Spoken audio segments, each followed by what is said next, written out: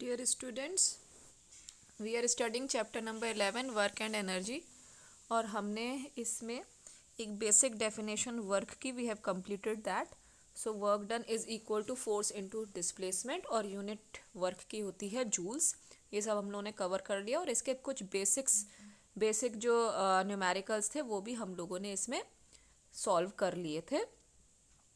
अब हम next topic पे आ रहे हैं. What do you understand by the energy, by the term energy?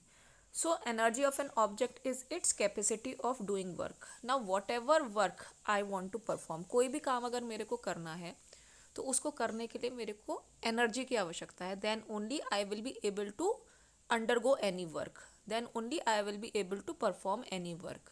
मैं तभी किसी चीज़ पे फोर्स लगा सकती हूँ and then due to that force applied displacement होगा और वर्क डन कंप्लीट होगा. So what is energy? Energy is the ability of doing work और capacity of doing work for a particular object. अब almost energy and work same ही है, तो unit of both energy and the work is the same, that is joules. So 1 joule is the energy required to do 1 joule of the work. आपको अगर 1 joule of work complete करना है, so what is the amount of energy which will be required? It will be 1 joules. So now here it is, आप देखिए 1000 joules is equal to 1 kilo joule. जैसे कि आप लोगों ने पढ़ा है 1000 grams is equal to 1 kilogram, 1000 metres is equal to 1 kilometre.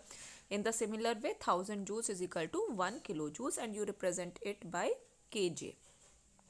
So now जो हम एनर्जी की बात कर रहे हैं, बहुत different types of energy are there are different forms of energy and some of them, for example, are heat energy, light energy, electrical energy, chemical energy and mechanical energy. इनके अलावा भी बहुत टाइप की एनर्जीज होती हैं, जैसे कि thermal energy, आपका hydro energy, geothermal energy, sound energy. बहुत different kinds of energies are there, but here in this chapter we have to focus on only the mechanical energy. So under mechanical energy there are 2 types of energy which are termed to be the potential energy and another is the kinetic energy.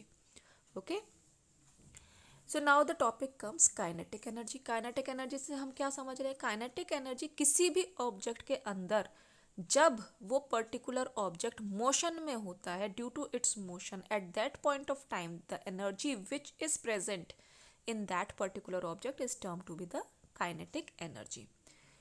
कोई भी जो object जब move कर रहा है, वो motion में है, तो उसके अंदर उस टाइम पे apart from other energies the one which will B dominating will be the kinetic energy. तो कुछ सिंपल से एग्जाम्पल, कोई भी कोकोनट फॉल हो रहा है ऊपर से, कहीं से भी कोकोनट फॉल हो रहा है, आपका स्टोन आपने थ्रो किया है वो नीचे फॉल हो रहा है, एनीथिंग, स्पीडिंग कार, आपका फ्लाइंग एयरक्राफ्ट जो वाटर फ्लो कर रहा है, ब्लोइंग विंड, हवा चल रही है, रनिंग एथलीट, सब जो है इन सब एग्जाम्पल्स में मूवमेंट है. And wherever movement is concerned, आपकी जो एनर्जी होगी वो आपकी होगी kinetic energy. So if the motion is concerned, आप किसी भी एनर्जी में मोशन आप पजेस कर रहा है कोई भी ऑब्जेक्ट, तो ऑब्वियस सी बात है वहाँ पे उस ऑब्जेक्ट के अंदर स्पीड होगी. तो kinetic energy of an object depends upon its speed.